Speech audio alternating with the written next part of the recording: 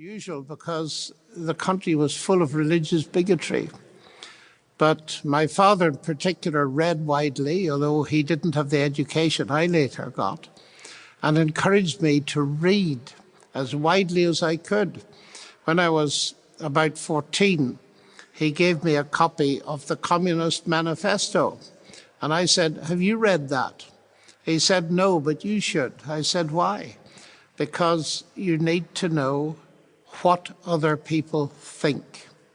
So with that background, I went up to Cambridge to read mathematics, although I was originally interested firstly in languages and secondly in electrical engineering.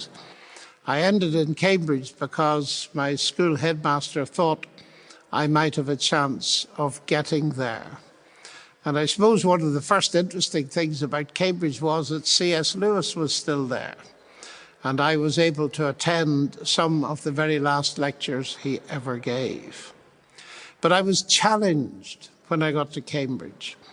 Very early on, a fellow student said to me, "Do you believe in God?" And then he apologized and he said, "I shouldn't have asked you that. You're Irish. All you Irish believe in God and you fight about it." And of course, I'd heard that many times, but I thought I've got a real opportunity now at Cambridge to meet people from different worldviews and to find out what makes them tick, to befriend them. And so I searched for people who did not share my Christian worldview. And I've been befriending people like that ever since. So what that explains about me is that I've always been, since childhood, interested in the big questions of life, the big worldview questions. And being a mathematician, I've wondered, well, where does mathematics fit in science? And then where does science fit in our view of reality? Does science tell us everything? Or is there more to be found? Is there a transcendent dimension, which of course I believed in as a Christian, but I wanted to expose my faith in God and Christ to questioning. And so for all of my life, I have opened myself, made myself vulnerable, if you like, to facing really big questions. And I spend my time playing Socrates, asking the big questions.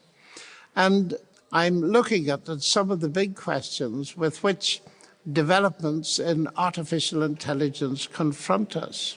Questions like this: will we be able one day to construct artificial life? Will we be able to re-engineer humans so that they become super intelligent?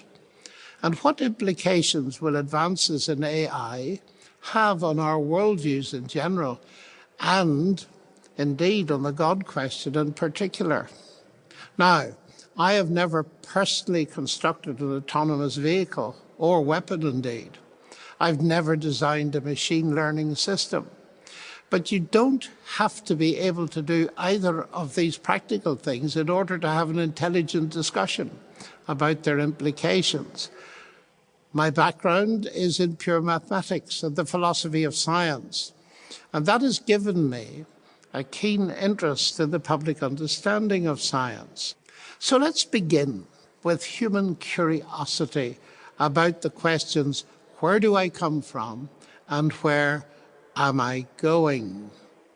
Our answers to the first shape our concepts of who we are. A person who has lost his memory often loses his identity and has to be given information about their past in order to reconstruct their identity. So the past determines our identity.